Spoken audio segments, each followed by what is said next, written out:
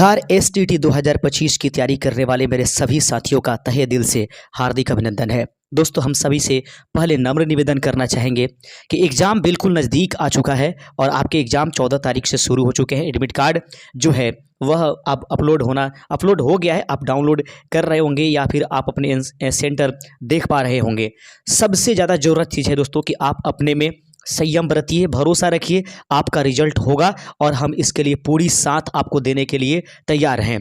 आप बिल्कुल जो भी पढ़े हैं उसको रिवीजन में रखिए, सिर्फ एग्ज़ाम तक उसको भूलना नहीं है, याद रखिएगा। तो आइए आज जो है एक बार फिर से हम 100 क्वेश्चंस देने जा रहे हैं इस हाई स्पीड क्लास में, जिसमें GK, GS, maths, reasoning, computer जो कि 50 अंकों वाले होते हैं दोस्तों। उसके लिए सबसे इम्पॉर्टेंट यह वीडियो होने जा रहा है। एक भी क्वेश्चन को क्विट मत कीजिएगा और शुरू से अंत तक 100 क्वेश्चनों को जरूर देखिएगा। बहुत कुछ बयां करेगा यह सेट। आइए शुरुआत करेंगे अपने पहले नंबर क्वेश्चन के साथ।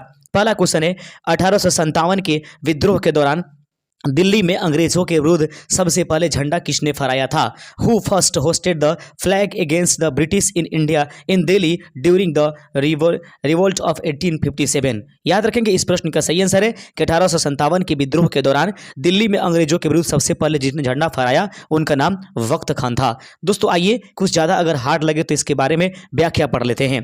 कहता है दोस्तों कि वक्त खान जो मेरठ छावनी के विद्रोही सिपाही थे, दिल्ली पहुंचकर विद्रोहियों के सेनापति बन गए। उन्होंने दिल्ली में विद्रोही सरकार के अधीन अंग्रेजी शासन के विरुद्ध झंडा फहराया और बहादुर शाह जफर को प्रतीकात्मक सम्राट घोषित कर दिया था।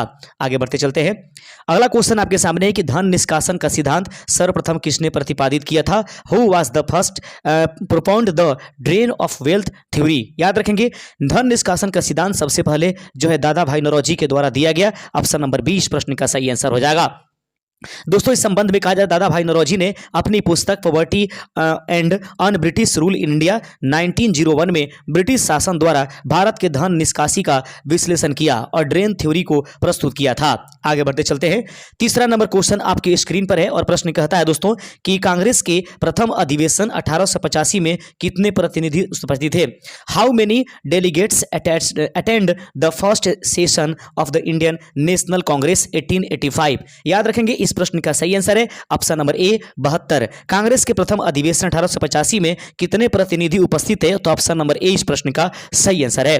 दोस्तों, हम आपके लिए लगातार मेहनत करते रहेंगे और लगातार वीडियो लेकर आते रहेंगे। इसके लिए सबसे ज्यादा जरूरत है कि आप हमारे चैनल को सब्सक्राइब कर दीजिएगा, वीडियो को लाइक करके अपने दोस्तों में शेयर कीजिए। जितनी भारी संख्या में आप हमारे पास सब्सक्राइबर बढ़ते रहेंगे, व्यूज बढ़ते रहेंगे, लाइक बढ़ते रहेंगे, मोटिवेट रहेंगे और यकीन समझिए कि एग्जाम तक हम आपके साथ अडिग रूप से खड़े रहेंगे।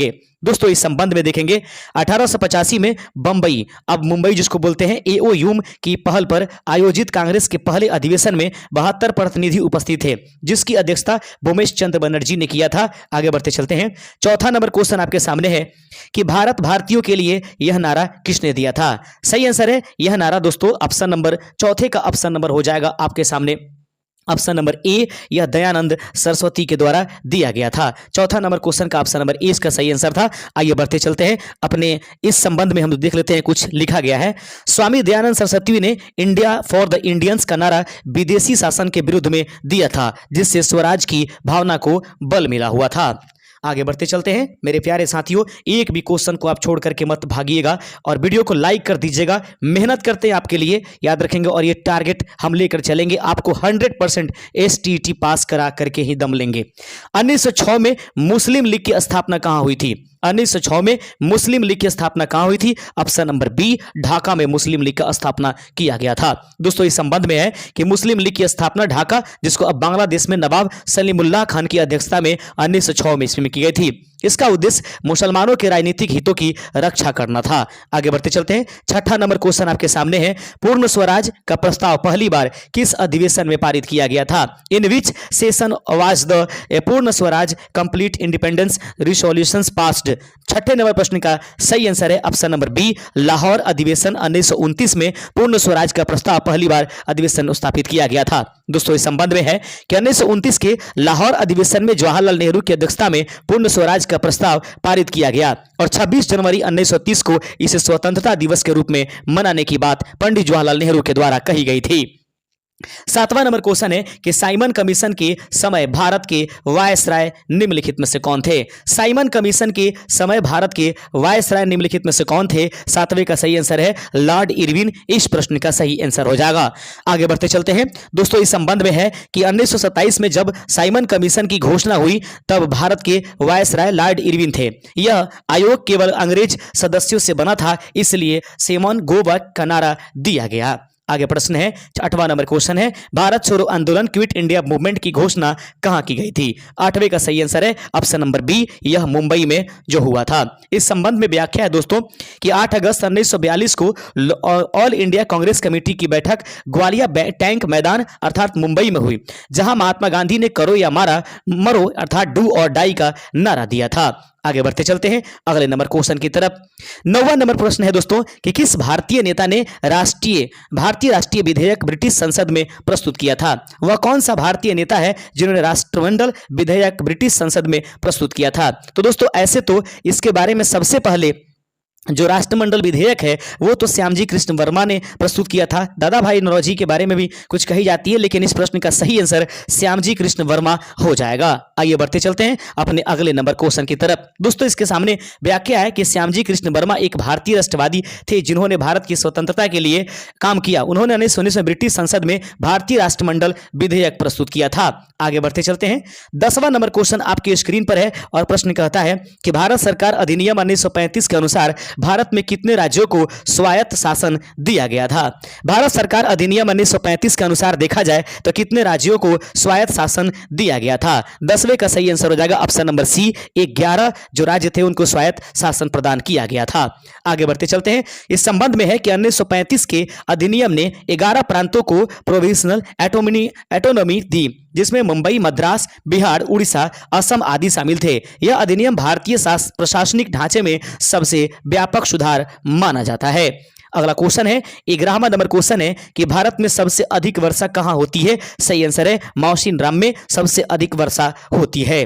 अगला क्वेश्चन 12वां नंबर क्वेश्चन है कि भारत का सबसे बड़ा पठार निम्नलिखित में से कौन सा है? सही आंसर है भारत का सबसे बड़ा पठार 12 का ऑप्शन नंबर ए दक्कन पठार को जाना जाता है। अगला प्रश्न आपको बढ़ाने से पहले दोस्तों हम रोकेंगे आपको महज 10 सेकंड के लिए। दोस्तों यदि आप बिहार एसटीईटी एग्जामिनेशंस 2025 देने वाले हैं और अभी तक जीके जीएस और आपका आर्ट ऑफ टीचिंग क्लियर नहीं है तो प्लीज आप हमारे YouTube channel open study area के द्वारा बनाई गई पीडीएफ ई बुक जो है हमारे इस चैनल से परचेज कर सकते हैं। जो ये दोनों स्क्रीन पर आपको पीडीएफ दिखाई दे रहा है यानी कि ई बुक दिखाई दे रहा है दोस्तों, यह आपके लिए शिक्षण कला और जीके जीएस के लिए एक वरदान साबित होगा, जो कि आपको मात्र 130 रुपए में हमारे इस व्हाट्सएप नंबर से आप इसको खरीद सकते हैं। अगर आपको चाहिए और अभी भी आप कंफ्यूजन में हैं तो हमारे दिए गए व्हाट्सएप नंबर पर व्हाट्सएप कर लीजिएगा और ये आप हमसे परचेज कर सकते हैं ओनली जो है 130 रुपए में। जितना जल्द हो सके आप इसको परचेज करके पढ़ते जाइए और कंटेंट के लिए तैयार रहिए, पूर्ण रूप से तैयार रहिए। आपसे कुछ ये बाकी कुछ नहीं मांगा जा रहा है, बस आप पढ़िए और बेहतर तरीके से रिजल्ट्स मंगाइए और हमें कमेंट कीजिए कि सर मेरा हो गया और टीआरई 4 में लग जाइए। अगला क्वेश्चन आपके सामने 13वां नंबर क्वेश्चन है कि भारत का सबसे लंबा पर्वत श्रृंखला निम्नलिखित में से कौन है? अगर भारत का सबसे लंबा पर्वत श्रृंखला की बात किया जाए दोस्तों तो वो अरावली है। और यदि हिमालय देखा जाए यानी भारत के अंदर अरावली को माना जाएगा, लेकिन हिमालय भी इसका आंसर होता है, लेकिन अरावली भारत के लिए पूछा जा रहा है। ऑप्शन नंबर डी इस प्रश्न का सही आंसर हो जाएगा। आगे प्रश्न देख लेते हैं, भारत का सबसे बड़ा द्वीपीय समूह कौन सा है? भारत का सबसे बड़ा द्वीपीय समूह निम्नलिखित में से कौन है? अंडमान निकोबार जो होता है भारत का सबसे बड़ा द्वीपीय समूह के रूप में जाना जाता है। 15वां नंबर क्वेश्चन है कि थार रेगिस्तान मुख्य रूप से किस राज्य में स्थित है? सही आंसर है यह राजस्थान में उपस्थित है। अगला प्रश्न है 16वां नंबर की भारत के किस राज्य में सबसे अधिक जलाशय है? तो भारत के वह राज्य जिसमें सबसे अधिक जलाशय है उसका नाम है 16 का option number B Maharashtra. Option number B इस प्रश्न का सही आंसर हो जाएगा। वहां पर ऑप्शंस गलती लिखे गए हैं लेकिन सटीक आंसर है। भारत में सबसे अधिक तटीय रेखा किस राज्य की है? तो सबसे अधिक तटीय रेखा वाला राज्य भारत का गुजरात है, क्योंकि क्रीक जो होता है दोस्तों, जब गुजरात की हम लोग मानचित्र बनाएंगे तो यह क्रीक यहां से निकला रहता है, यही कारण है कि तटीय राज्य के रूप में यह जाना जाता है सबसे अधिक यहां पर। 18वां नंबर क्वेश्चन आपके सामने है कि गंडक नदी किस नदी के उपनदी के रूप में जानी जाती है? 18 का सही आंसर है गंगा नदी से संबंधित है कौन? उपनदी गंडक। आगे बढ़ते चलते हैं। 19वां नंबर क्वेश्चन है कि भारत का सबसे ऊंचा पर्वत कौन सा है? भारत का सबसे ऊंचा पर्वत के रूप में कौन जानता है? तो भारत के अपने सीमा के अंदर कंचनजंगा जो है दोस्तों भारत का सबसे ऊंचा पर्वत के रूप में जाना जाता है। 20वां नंबर क्वेश्चन है कि भारत में चिल्का झील किस राज्य में स्थित है? आप सभी जानते हैं कि उड़ीसा में चिल्का झील है और यह नमकीन पानी के लिए पूरे विश्व में विख्यात है। भारत में राष्ट्रपति की आयु न्यूनतम कितनी होनी चाहिए? तो भारत में राष्ट्रपति बनने के लिए आपकी न्यूनतम आयु 35 वर्ष होनी चाहिए। ऑप्शन नंबर बी इस प्रश्न का सही आंसर है। 22वां नंबर क्वेश्चन है कि भारत का संविधान किस वर्ष लागू हुआ था? तो याद रखेंगे भारत की संविधान सन 1950 ईस्वी में लागू हुआ था। अगला क्वेश्चन है, प्रश्न कहता है 23वां नंबर क्वेश्चन आपके स्क्रीन पर है, ध्यान से देखिएगा। संविधान में मौलिक अधिकार कितने हैं? संविधान में मौलिक अधिकारों की संख्याएं कितनी है? वर्तमान में संविधान में मौलिक अधिकारों की संख्याएं जो 6 है, एक मौलिक अधिकार 7 में से घटा दिया गया जिसको संपत्ति का अधिकार कहा जाता था। भारत में आपातकाल कितने प्रकार के होते हैं? तो भारत में 3 प्रकार की आपातकाल लगाई जाती है। 24 का ऑप्शन नंबर ए इस प्रश्न का सही आंसर हो जाएगा। क्वेश्चन नंबर आपके पास 25 है। प्रश्न कहता है कि अनुच्छेद 370 किससे विशेष अधिकार देता था? तो याद रखेंगे जम्मू कश्मीर को अनुच्छेद 370 जो है विशेष अधिकार देने का काम करता था। अगला क्वेश्चन आपके पास है 26 नंबर क्वेश्चन है कि भारत के प्रधानमंत्री का कार्यकाल कितना होता है? तो याद रखेंगे दोस्तों भारत के प्रधानमंत्री का कार्यकाल जो है कोई उसकी निश्चित सीमा नहीं है। ऑप्शन नंबर डी इस प्रश्न का सही आंसर है। अगला क्वेश्चन है कि वर्तमान में राज्यसभा में सदस्य संख्या कितनी है? तो वर्तमान में राज्यसभा में सदस्यों की कुल संख्या आपसे पूछी जा रही है। सही आंसर है ऑप्शन नंबर सी यानी कि 245 है। कुल मिलाकर 250 होते हैं। इस संबंध में देखिएगा लिखा गया है राज्यसभा में अधिकतम 250 सदस्य हो सकते हैं जिनमें से 238 राज्यों और केंद्र शासित प्रदेशों से चुने जाते हैं और 12 राष्ट्रपति द्वारा मनोनीत किए जाते हैं। अगर वर्तमान की बात करें तो वर्तमान में राज्यसभा में कुल 245 सदस्य हैं जिनमें से 233 राज्यों से और केंद्र शासित प्रदेशों के प्रतिनिधित्व करते हैं। वहीं पर 12 को जो है राष्ट्रपति द्वारा मनोनीत किया गया है। 28 नंबर क्वेश्चन आपके सामने है। प्रश्न का 28वां नंबर देखिएगा, संसद में विधेयक पारित होने के लिए कौन सा बहुमत आवश्यक है? संसद में विधेयक पारित होने के लिए कौन सा बहुमत सबसे ज्यादा जो है वह आवश्यक है? 28 का सही आंसर हो जाएगा ऑप्शन नंबर आपके सामने ए साधारण बहुमत। संसद में विधेयक पारित होने के लिए जो बहुमत सबसे ज्यादा आवश्यक है उसका नाम साधारण बहुमत है। 29वां नंबर क्वेश्चन आपके सामने और 29 नंबर क्वेश्चन आपके स्क्रीन पर दिखाई दे रहा है और ध्यान से देखिएगा। प्रश्न कहता है कि भारत में राष्ट्रपति चुनाव में कौन मतदान करता है? भारत में राष्ट्रपति चुनाव के लिए कौन मतदान करते हैं? तो दिए गए प्रश्न का सही आंसर है राज्य और संसद के सदस्य, member of parliament and state assembly के जो है सदस्य भारत में राष्ट्रपति चुनाव में अपने मतदान को करते हैं। ऑप्शन नंबर ए इस प्रश्न का सही आंसर हो जाएगा। 30वां नंबर क्वेश्चन आपके सामने है कि अनुच्छेद 356 के अंतर्गत क्या लागू होता है? तो दोस्तों अनुच्छेद 356 के अंतर्गत भारत में राष्ट्रपति शासन को लागू किया जाता है। आप देख रहे हैं open study area YouTube channel पर जीके जीएस के और जीके जीएस से संबंधित उन सभी मस्ट इंपॉर्टेंट क्वेश्चनों को जो आपको बहुत ही लाभ पहुंचाने वाला है। बिहार का पहला विश्वविद्यालय कौन सा था? तो दिए गए ऑप्शंस में बिहार का पूछा जा रहा है तो अपने बिहार का सबसे पहला विश्वविद्यालय का नाम पटना विश्वविद्यालय था। अगर विश्व स्तर पर देखा जाता तो नालंदा था, लेकिन ऑप्शन में नालंदा नहीं था, इसलिए पटना विश्वविद्यालय को आंसर में हमने चुना है। 32वां नंबर क्वेश्चन आपके सामने है कि बिहार में गंगा नदी किन जिलों से होकर के गुजरती है? भागलपुर पटना, गया दरभंगा सहरसा, रोहतास नवादा आरा, समस्तीपुर मधुबनी वैशाली। तो इस प्रश्न का सही आंसर है भागलपुर और पटना से होकर बिहार में गंगा नदी जो है होकर के गुजरती है। ऑप्शन नंबर ए इस प्रश्न का सही आंसर है। 33 नंबर क्वेश्चन आपके सामने है कि वैशाली प्राचीन भारत में देखेंगे वैशाली प्राचीन भारत में किसके लिए प्रसिद्ध था? तो वैशाली जो है प्राचीन भारत में लोकतंत्र के लिए अर्थात रिपब्लिक के लिए प्रसिद्ध माना जाता था। 24 नंबर क्वेश्चन है कि बिहार का सबसे बड़ा शहर कौन सा है? तो बिहार का सबसे बड़ा शहर पटना जाना जाता है। ऑप्शन नंबर सी इस प्रश्न का सही आंसर है। 35वां नंबर क्वेश्चन है कि मगध साम्राज्य की प्राचीन राजधानी कहां थी? तो मगध साम्राज्य की जो प्राचीन राजधानी थी दोस्तों वह था ऑप्शन नंबर ए, वह था प्राचीन राजधानी पाटलिपुत्र को ध्यान रखिएगा। 35 का ऑप्शन नंबर ए इस प्रश्न का सही आंसर है। 36वां नंबर क्वेश्चन है कि बिहार का सबसे छोटा जिला क्षेत्रफल के हिसाब से कौन सा है? तो सबसे छोटा जिला बिहार का क्षेत्रफल के हिसाब से शिवहर है। ऑप्शन नंबर ए इस प्रश्न का सही आंसर हो जाएगा। 37 नंबर क्वेश्चन आपके सामने है कि नालंदा विश्वविद्यालय किस समय में समृद्ध हुआ था। तो नालंदा विश्वविद्यालय जो है 5वीं सदी में स्थापित होती है और 12वीं शताब्दी तक ये भारी मात्रा में जो है प्रसिद्ध हो जाती है। तो 5वीं से लेकर के 12वीं सदी इस प्रश्न का सही आंसर हो जाएगा। 38 नंबर क्वेश्चन है कि राजगीर किस जिले में स्थित है। तो राजगीर निम्नलिखित में से जिस जिला में उपस्थित है वह नालंदा है। आगे बढ़ते चलते हैं। 39 नंबर क्वेश्चन है कि भागलपुर किस वस्त्र उत्पादन के लिए प्रसिद्ध हुआ। भागलपुर किस वस्त्र उत्पादन के लिए जो है प्रसिद्ध है, उसका नाम है तांसा, जिसको हम लोग तूसर सिल्क के नाम से जानते हैं। 40 नंबर क्वेश्चन है बिहार में सबसे अधिक वर्षा किस जिले में होती है। तो बिहार में सबसे अधिक वर्षा किशनगंज में होती है। ऑप्शन नंबर ए इस प्रश्न का सही आंसर है। अगला क्वेश्चन 41 नंबर की प्रकाश का वेग शून्य तापमान पर कितना होता है। 3 × 10⁸ मीटर प्रति सेकंड इस प्रश्न का सही आंसर हो जाएगा। अगला क्वेश्चन है 42 नंबर की ध्रुवीयकरण का आवेश कितना होता है। तो दोस्तों याद रखिएगा 42 नंबर क्वेश्चन का सही आंसर है ध्रुवीयकरण का आवेश जो होता है प्लस में 1 होता है, आगे 1 ई होता है। अगला क्वेश्चन है 43 नंबर न्यूटन का दूसरा नियम क्या बताता है। तो दोस्तों याद रखिएगा न्यूटन का पहला नियम जो होता है बल की परिभाषा बताता है, लेकिन न्यूटन का दूसरा नियम बल का व्यंजक देता है, जो बल का व्यंजक F बराबर ma होता है। ऑप्शन नंबर बी इस प्रश्न का सही आंसर हो जाएगा। अगला क्वेश्चन है 44 नंबर की ध्रुवीकरण और ऋणात्मक कण के बीच बल किस नियम से आता है। ध्रुवीकरण और ऋणात्मक कण के बीच बल किस नियम से आता है, याद रखिएगा 44 नंबर प्रश्न का सही आंसर है option number A Coulomb's law के तहत। आगे प्रश्न बढ़ते चलते हैं। क्वेश्चन नंबर 45 आपके सामने 45वां नंबर क्वेश्चन कहता है कि गुरुत्वाकर्षण की शक्ति किसे प्रभावित करती है। गुरुत्वाकर्षण की शक्ति निम्नलिखित में से किसे प्रभावित करती है। 45 का सही आंसर हो जाएगा ऑप्शन नंबर सी, सभी वस्तुओं को गुरुत्वाकर्षण की शक्ति जो है वह प्रभावित करती है। 46 नंबर क्वेश्चन आपके सामने है और प्रश्न है कि ध्वनि का वेग किसमें सबसे अधिक होता है।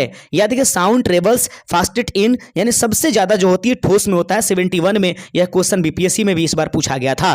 क्वेश्चन आपके सामने है 47 नंबर क्वेश्चन है कि ऊर्जा का एसआई मात्रक क्या होता है। ऊर्जा का एसआई एकक क्या होता है। तो ऊर्जा का एसआई मात्रक जूल होता है, जो कि ऑप्शन नंबर डी इस प्रश्न का सही आंसर हो जाएगा। क्वेश्चन आपके पास अगला है और उस प्रश्न को देख लीजिएगा। 48वां नंबर क्वेश्चन आपके स्क्रीन पर है। लेंस की फोकस लंबाई क्या होती है। लेंस की फोकस लंबाई निम्नलिखित में से क्या होती है। 48 नंबर प्रश्न का सही आंसर हो जाएगा ऑप्शन नंबर ए, लेंस और मुख्य फोकस के बीच की दूरी को लेंस की फोकस लंबाई कहा जाता है, यानी फोकस दूरी इस प्रश्न का सही आंसर। 49वां नंबर क्वेश्चन है कि हीटर में विद्युत ऊर्जा का क्या रूपांतरण होता है। हीटर में विद्युत ऊर्जा का क्या रूपांतरण होता है। 49वें नंबर प्रश्न का सही आंसर है ऑप्शन नंबर सी, विद्युत ऊर्जा का जो है उत्पादन यानी परिवर्तन ऊष्मीय ऊर्जन में होता है, या विद्युत में हीटर में विद्युत ऊर्जा के रूपांतरण से संबंधित है। 50वां नंबर क्वेश्चन आपके सामने है कि विद्युत चुंबकीय क्षेत्र पर क्रिया करता है। विद्युत चुंबकीय क्षेत्र पर कौन क्रिया करता है। 50 नंबर प्रश्न का सही आंसर है ऑप्शन नंबर ए, गतिशील आवेश पर। चुंबकीय क्षेत्र किस पर जो है क्रिया करता है। गतिशील आवेशों पर चुंबकीय क्षेत्र जो है वह काम करता है। आगे बढ़ते चलते हैं। 50वें के बाद 51 नंबर क्वेश्चन। दोस्तों बड़ी मेहनत के साथ एक वीडियो तैयार होती है और आप सभी के लिए पूरी जी जान लगा दिए हैं कि किसी तरीके से हर हाल में आप अपने रिजल्ट को निकालिए, क्योंकि आपके रिजल्ट से ही दोस्तों हम भी आगे हैं। और आपसे याद रखिएगा आपके रिजल्ट्स पर भी हमारी बहुत कुछ निर्भर करती है, इसलिए चैनल को सब्सक्राइब कीजिएगा और दोस्तों में जरूर शेयर कीजिएगा। अभी तक पीडीएफ नहीं लिए हैं तो 120-30 के लिए दोस्तों आगे पीछे न कीजिए फिर, क्योंकि स्टेट की बहाली या स्टेट की जो एग्जामिनेशन है कब आएगा इसका कोई ठिकाना नहीं चुनाव के बाद। इसलिए तैयार हो जाइए, कमर कस लीजिए, कुछ दिन पढ़ना पड़े लेकिन लगातार पढ़िए, हर हाल में इसको क्रैक कीजिए। देखा जाएगा बीपीएससी टीआरई 4 में कि क्या होता है। पहले स्टेट तो क्लियर कीजिए। NaCl का रासायनिक नाम क्या है। Chemical name of NaCl। NaCl का रासायनिक नाम क्या है। सोडियम क्लोराइड, और इसका साधारण नाम साधारण नमक के नाम से जाना जाता है। अगला क्वेश्चन है कि ACl पानी में घुलने पर क्या बनता है। ACl पानी में घुलने पर निम्नलिखित में से क्या बनाएगा। 52 का सही आंसर है ऑप्शन नंबर ए, जो है हाइड्रोक्लोरिक अम्ल का निर्माण कर देता है। अगला क्वेश्चन आपके सामने है। प्रश्न कहता है कि ऑक्सीजन O में इलेक्ट्रॉनों की संख्या कितनी होती है। तो ऑक्सीजन की परमाणु संख्या 8 होती है, इसलिए इलेक्ट्रॉनों की संख्याएं भी उसमें 8 ही होंगी। 54 नंबर क्वेश्चन आपके सामने है। प्रश्न कहता है दोस्तों कि कार्बन का सबसे सामान्य ऑक्साइड कौन सा है। कार्बन का सबसे सामान्य ऑक्साइड निम्नलिखित में से कौन है। सही आंसर है CO2। कार्बन डाइऑक्साइड जो है कार्बन का एक सामान्य ऑक्साइड के रूप में जाना जाता है। 55 नंबर क्वेश्चन आपकी स्क्रीन पर है और प्रश्न कहता है कि अम्लीय और क्षारीय मिश्रण में कौन सी प्रतिक्रिया होती है। अम्लीय और क्षारीय मिश्रण में कौन सी प्रतिक्रिया होगी? तो दोस्तों उस समय न्यूट्रलाइजेशन अर्थात उदासीनीकरण अभिक्रिया होती है और ऐसे में लवण तथा जल का निर्माण होता है। 56 नंबर क्वेश्चन आपके स्क्रीन पर 56वां नंबर क्वेश्चन कहता है कि सोडियम का रासायनिक चिन्ह क्या है? सोडियम का रासायनिक चिन्ह ऑप्शन नंबर बी Na होता है। अगला क्वेश्चन आपके सामने 57 नंबर क्वेश्चन प्रश्न कहता है कि पृथ्वी पर वायुमंडल का मुख्य गैस कौन सा है? पृथ्वी पर वायुमंडल का मुख्य गैस निम्नलिखित में से कौन सा है? 57 नंबर प्रश्न का सही आंसर है ऑप्शन नंबर सी, नाइट्रोजन जो है पृथ्वी पर वायुमंडल का मुख्य गैस के रूप में माना जाता है। आप ध्यान रखिएगा सबसे अधिक वायुमंडल में नाइट्रोजन ही है।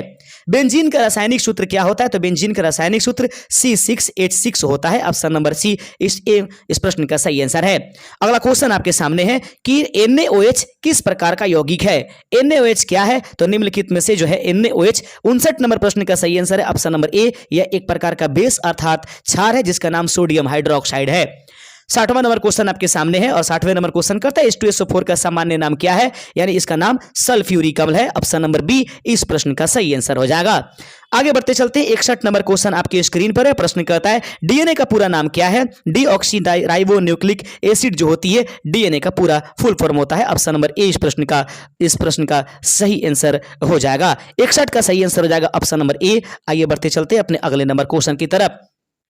62वां नंबर क्वेश्चन है कि मानव शरीर में रक्त कोशिकाएं कितने प्रकार की होती है? तो याद रखेंगे दोस्तों मानव शरीर में रक्त की जो कोशिकाएं होती हैं वह निम्नलिखित आपको 3 प्रकार की होती है जिसको हम लोग आरबीसी, डब्ल्यूबीसी और प्लेटलेट्स के नाम से जानेंगे। आगे बढ़ते चलते हैं। अगला क्वेश्चन आपके सामने है कोशिका झिल्ली का कार्य क्या है? कोशिका झिल्ली का कार्य निम्नलिखित में से क्या है? 63 का सही आंसर है ऑप्शन नंबर सी, नियंत्रित करना। कोशिका झिल्ली का काम है जो है नियंत्रित करना, वो पदार्थों को जो है अपने अंदर समेट करके रखता है। माइटोकॉन्ड्रिया किसके लिए जिम्मेदार है? माइटोकॉन्ड्रिया निम्नलिखित में से किसके लिए जिम्मेदार है? सही आंसर है माइटोकॉन्ड्रिया के माध्यम से ऊर्जा का उत्पादन होता है।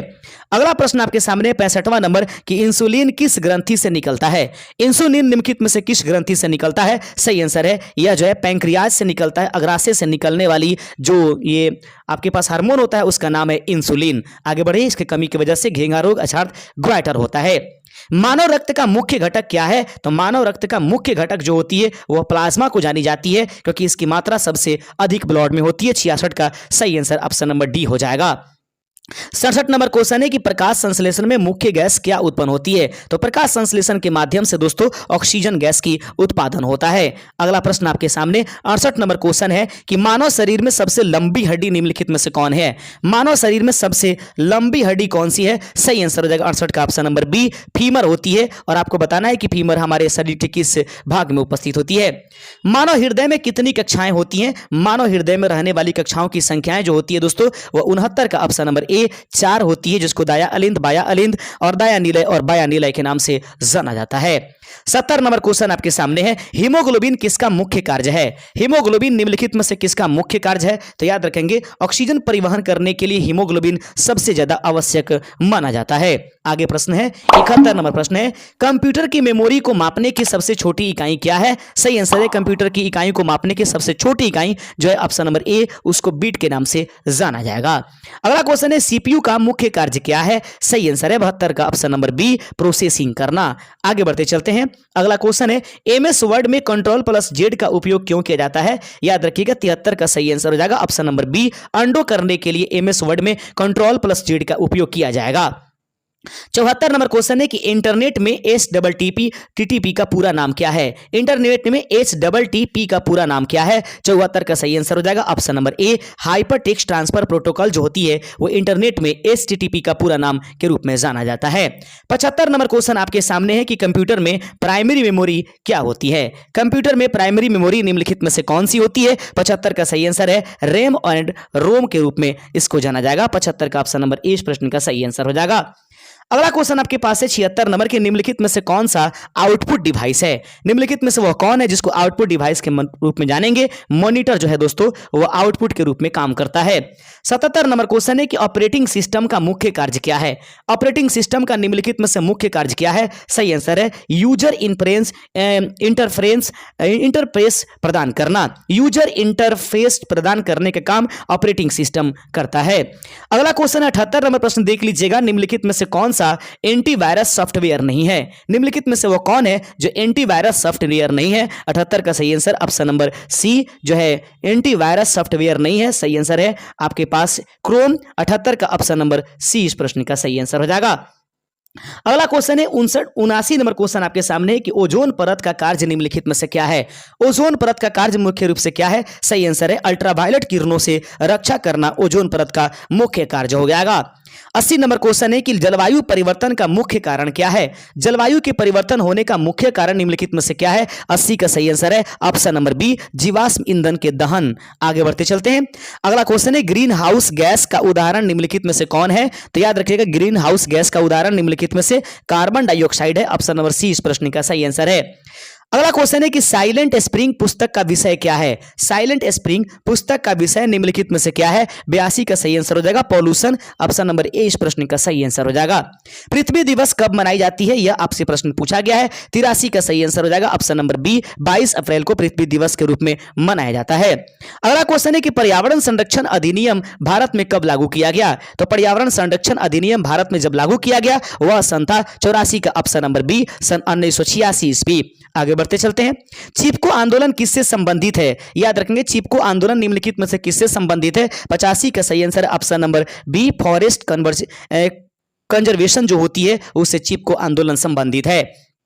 86 नंबर क्वेश्चन है कि जैव विविधता को सबसे अधिक खतरा किससे है? जैव विविधता को सबसे अधिक खतरा निम्नलिखित में से किससे है? सही आंसर है जो डिफॉरेस्टेशन जो होती है, वनीकरण जो होती है, वनों को कटाई जैव विविधता के लिए सबसे ज्यादा कारण बनती है, खतरा बनती है। यहां से मैथ के कुछ क्वेश्चंस दिखाई दे रहा है। प्रश्न है कि 3x, याद रखेंगे 3x + 3 बराबर 2x है। 2x = 3 = 11 है तो 2x रहने दीजिए। 11 में से 3 घटाइएगा 8 हो जाएगा और इसको घटाइएगा 4 हो जाएगा। ऑप्शन नंबर बी इस प्रश्न का सही आंसर हो जाएगा।